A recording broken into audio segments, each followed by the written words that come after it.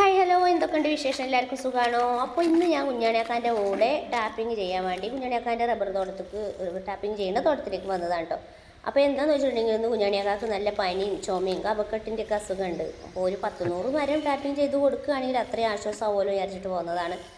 അപ്പോൾ ഇതാ ആദ്യം ഫസ്റ്റ് വെട്ടുന്ന മരത്തിനൊന്നും എനിക്ക് സ്പീഡില്ല. കാരണം ഞാൻ കുറേ കാലമായിട്ട് റബ്ബർ വെട്ടിയിട്ട് ചെറിയ കുട്ടിയാകുമ്പോൾ എന്ന് പറയുമ്പോൾ ഒരു 16-17 വയസ്സൊക്കെ ആകുമ്പോൾ ഉപ്പാൻ്റെ കൂടെ റബ്ബർ പായൽ എടുക്കാനും അതുപോലെ ടാപ്പിംഗ് ചെയ്യാനും ഒക്കെ ഉപ്പാനെ സഹായിച്ചിരുന്നു കേട്ടോ. ഞാൻ ഷീറ്റ് അടിക്കാനൊക്കെ ആ ഒരു ഓർമ്മ വെച്ചിട്ടാണ് ഇപ്പോൾ ഞാൻ ടാപ്പിംഗ് ചെയ്യുന്നത്. അപ്പോൾ കുഞ്ഞാണിയൊക്കെ എൻ്റെ ടാപ്പിംഗ് കണ്ടിട്ട് പറഞ്ഞു കുഴപ്പമില്ല, മരം കായം തട്ടാതെയൊക്കെ ടാപ്പിംഗ് ചെയ്യുന്നുണ്ട് വീട്ടുന്നുണ്ട് എന്നൊക്കെ പറഞ്ഞിട്ടോ.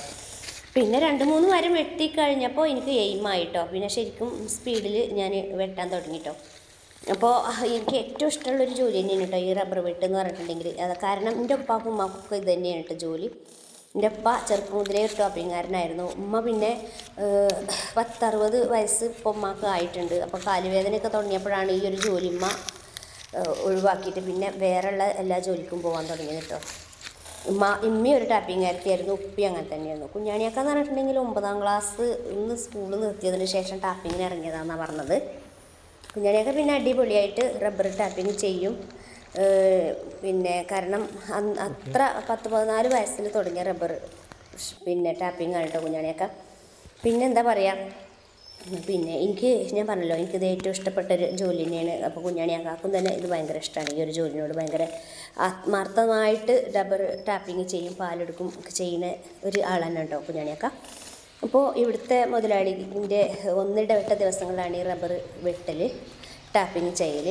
അപ്പോൾ ഒന്നിടവിട്ട ദിവസങ്ങളിലാകുമ്പോൾ ഒരു ദിവസം സുഖമില്ലാതെ റബ്ബർ വെട്ടാതിരുന്നാൽ പിന്നെ അതൊരു ബുദ്ധിമുട്ടാവും വിചാരിച്ചിട്ട് കുഞ്ഞാണിയാക്ക കഴിയും പോലെ നമുക്ക് പോവുക പോരുകയെന്നുണ്ട് എന്നെ കൊണ്ടുവരികയായിരുന്നു. അപ്പോൾ അങ്ങനെ ഞാൻ സഹായിക്കാൻ വേണ്ടി ഞാൻ വന്നതാണ് കേട്ടോ കുഞ്ഞാണിയാക്കാൻ്റെ കൂടെ.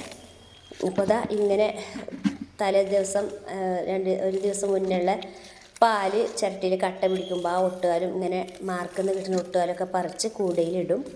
പിന്നെ അത് ഒട്ടുകാരായിട്ട് ഉപയോഗിക്കും. പിന്നെ ഇതിൽ നിന്ന് വെട്ടിക്കിടുന്ന പാല് ഷീറ്റാക്കുക, പാൽ കൊടുക്കുക, അങ്ങനെയൊക്കെയാണ് ചെയ്യാറ്.